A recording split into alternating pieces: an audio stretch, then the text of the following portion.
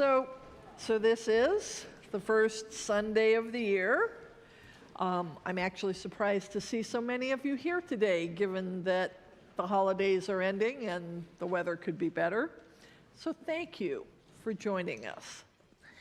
Anyhow, today is the Sunday when the church traditionally celebrates Epiphany. And Epiphany is actually Tuesday, January 6th. So we recognize it on the closest Sunday, which is today. So here we go, Epiphany. Now, Epiphany is a feast day of the church that traditionally commemorates the visit of the Magi, as in the reading that I read from the Gospel according to Matthew. And the theological significance of that event is that the arrival of these Gentiles from the East shows that Jesus' mission is to the whole world, to Jews and Gentiles alike, to everybody. Very inclusive. And it's also thought to fulfill the word from the prophet Isaiah that Felicity read, that the light has come and that the light will draw all people to it. And incidentally, the reading from Isaiah also says that caravans of camels from many, I love it, we have antiphonal puppies. It's okay, it's okay. It's okay if she goes out because she's actually already read my sermon. My wife, not my dog. The dog can't read. Anyhow, Isaiah says that caravans of camels will arrive. And consequently, I have often taken this opportunity to preach on the first Sunday of the year an annual camel sermon from this text, because I like camels, but I'm not going to do that this year. However, this is one of my favorite camels. Her name is Sarah, and I met her in Qumran in Israel many years ago, and just to be clear, Sarah's the one on the right. Okay? Just to be clear. Epiphany also has another meaning, though.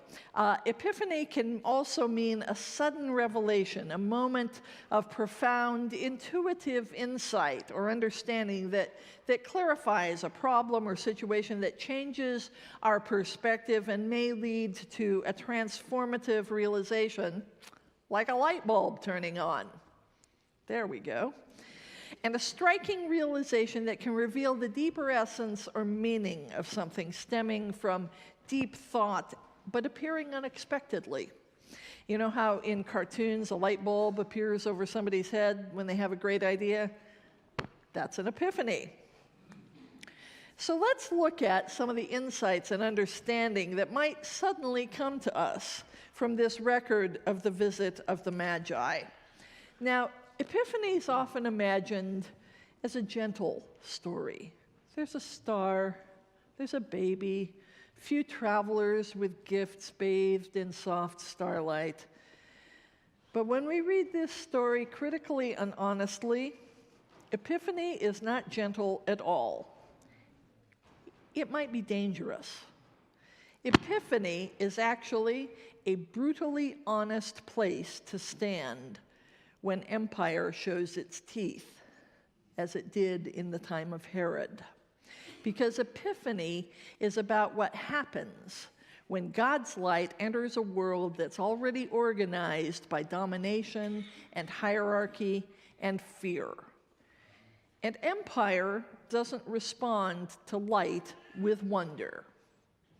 Empire responds with panic. Empire responds with violence. Empire responds by bombing capitals, kidnapping leaders, disappearing bodies, and insisting that brutality is simply the price of order. Aren't you proud of me that I have managed to preach all of my anti-empire stuff without naming any names? Because I assume y'all are intelligent enough to get it, okay? So Matthew doesn't soften this. He places the birth of Jesus squarely in the shadow of Herod's palace. Literally, when I went to Israel, Bethlehem is literally overshadowed by a huge palace of Herod's. And yet Isaiah proclaims "Arise, shine, for your light has come." And Matthew tells us that a star has arisen from the east. And immediately the question becomes, who is drawn by this light and who is threatened by it? The Magi see the star and they feel wonder and awe. Herod hears about the star and he feels terror. Same light, two radically different responses. And this is our first surprising epiphany insight. God's revelation is not neutral. The light doesn't threaten everyone equally. It threatens those whose power depends on fear and on scarcity and on control. Herod is called a king, but he rules through surveillance and intimidation and violence. He knows how to silence dissent. He knows how to disappear rivals. He knows how to wrap cruelty in the language of security and stability. So when the Magi ask, "Where is the child born to be king?" Herod doesn't rejoice, he panics. Because empire always knows deep down that its power is brittle and breakable and fragile. It is built on sand. And it knows that it constantly has to prove itself, constantly be on the defensive, because it knows that a new way of organizing the world would expose its violence for what it is, and that possibility terrifies it. Now, the Magi are not insiders. They're foreigners. They're not part of Herod's court. They're not invested in maintaining his rule. And never mind what the Christmas Carol says, apologies, they're not kings. They're outsiders, they're scholars, they're astrologers, they're people whose ways of knowing exist beyond empire's permission. And they're not commanded by some authoritarian to follow the star, and they're not threatened by a tyrant into obedience. They are drawn. They are drawn, and this matters. This makes a very important difference because empire moves people by force, by fear, by propaganda, by punishment. God moves people by attraction. The star doesn't issue orders. It doesn't demand loyalty. It doesn't promise power or riches or dominance. It just shines with a fascinating beauty. And the Magi respond freely, at great risk, across borders and dangers, because something in that light tells them that light is possible beyond Herod's warped imagination. The Magi don't arrive quickly. It's reckoned that by the time they arrive, the Holy Family has returned from their flight to Egypt, and the child Jesus is probably a toddler. It took some time, quite a lot of time. This isn't a blitz, this isn't shock and awe. They followed that star for months, perhaps years. Imagine the persistence, the courage, the determination to follow that long and winding road, crossing many boundaries and borders, traveling through many lands where they were foreigners and aliens and perhaps not even welcomed, not asking anyone's permission, just persisting in their quest. And that persistence alone is an act of resistance. Empire wants immediate submission, immediate compliance, immediate results. But God's work unfolds more slowly and deliberately and patiently. And the long journey of the Magi tells us that resistance to empire isn't always loud or fast, but it is persistent. And they cross borders that empire claims to control. They carry wisdom that empire cannot regulate. They refuse to believe that power only lives in palaces. And eventually, at the end of their journey, they kneel, not before Herod, but before a child born far from the center of power. And this is Epiphany's political insight. God's future does not rise from imperial capitals, it rises from the margins. And Herod tells the Magi, go and search digitally That happened a couple of Sundays ago. So it was inevitable that I was going to do that. Go and search diligently and report back to me. And this is empire pretending to be pious. Violence wrapped in religious language is still violence. And power smiles when it sharpens its knives.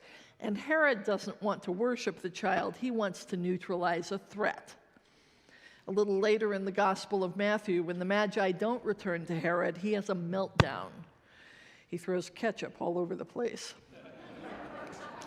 He orders that all of the male children under the age of 2 in Bethlehem be slaughtered, because when empire can't control the information, when it can't manage the narrative, it escalates. And there's an old saying about preachers. It said we have to preach with the Bible in one hand and the newspaper in the other. So we read the headlines, and sometimes what we read on Friday or Saturday completely upends what we had planned to preach on Sunday and perhaps even already written, and there have to be considerable revisions. So for those of you who read the papers or the online news, I suspect that you already know that I'm not just preaching about an old Bible study. This is not just ancient history. This is a script that we recognize. Empire still panics when it can't dominate. It still bombs what it can't persuade. It still kidnaps leaders and calls it stability. It still believes it has the right to decide which nations are sovereign and which are expendable. And this is a sovereign nation. Can I get an amen? Just saying. And Matthew wants us to see this clearly, because Herod is not a tragic exception. He is a predictable pattern. Let me repeat that. The tyrants of this world follow a predictable pattern. We have seen this time and time again, and Herod has his descendants all down through the ages. The star does more than guide the Magi. It exposes Herod, and light always does this. It reveals what we're invested in concealing. It exposes whose power depends on violence remaining unquestioned. In the Gospel according to Luke, Jesus teaches, "For there is nothing hidden that will not be disclosed, or concealed that will not be known. What you have said in the dark will be heard in the light, and what you have whispered in the inner rooms will be proclaimed from the housetops." And this is why Epiphany is dangerous to preach honestly, because once you see the pattern, you can't unsee it. You can't read Matthew's gospel and pretend that God is neutral about empire. You can't spiritualize the star and ignore the bodies that Herod is willing to sacrifice.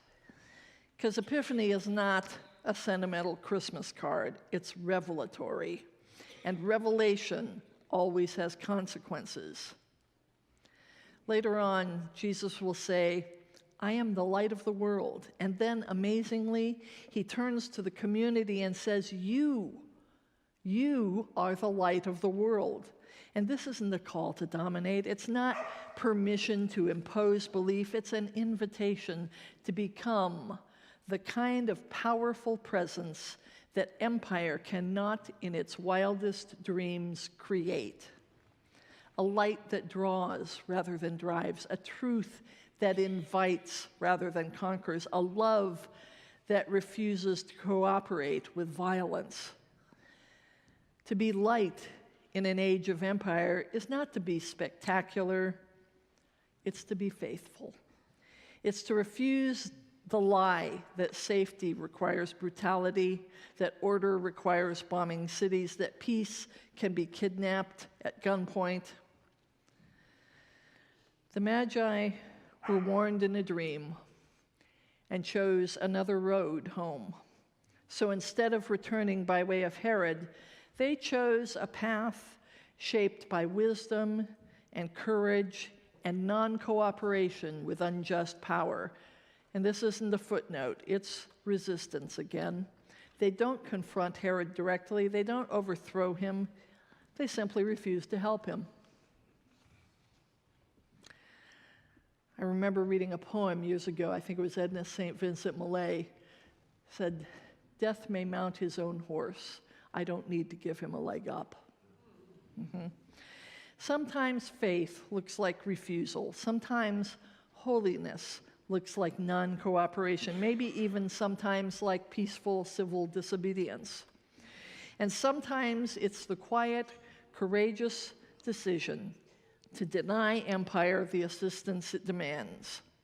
The Magi teach us that not every faithful act is dramatic. Sometimes it's just choosing another path. And if Epiphany is true, then the church is absolutely not meant to be an arm of empire, not a chaplain to power, not a religious cover for violence. We are meant to be something more like a star, not blinding, not coercive, not weaponized, but steady and trustworthy, and visible enough that those searching for another way home can find themselves. In a world addicted to force, this kind of light may seem fragile, but Herod knew better. He knew that even a small light, once followed, could unravel everything he had built. And that small light still shines. John's gospel tells us that the light shines in the darkness, and the darkness does not overcome it. It doesn't say the darkness gives up. It doesn't say empire collapses overnight. It says the light keeps on shining through dark night after dark night. Epiphany doesn't promise quick victory. It promises faithful resistance. It tells us that empire's violence is not the final word, that fear doesn't get to define reality, that another world is still being born, quietly, persistently, beyond the reach of palaces and bombs. The star still shines, and it still draws those who refuse to believe that domination is inevitable. May we have the courage to follow that light and to become it. And that's Epiphany faith, not certainty without doubt, not clarity without complexity, but trust that the light is steady even when the road is long. The Magi were wise, but even so, I don't think they understood everything about their journey and where it might lead when they first set out. They simply trusted that the light was worth following. And perhaps that is Epiphany's deepest gift to us. Permission to be drawn rather than driven, to trust the slow, steady work of love, and to shine steadily, gently, faithfully for one another. The star still shines, and so do you. Amen.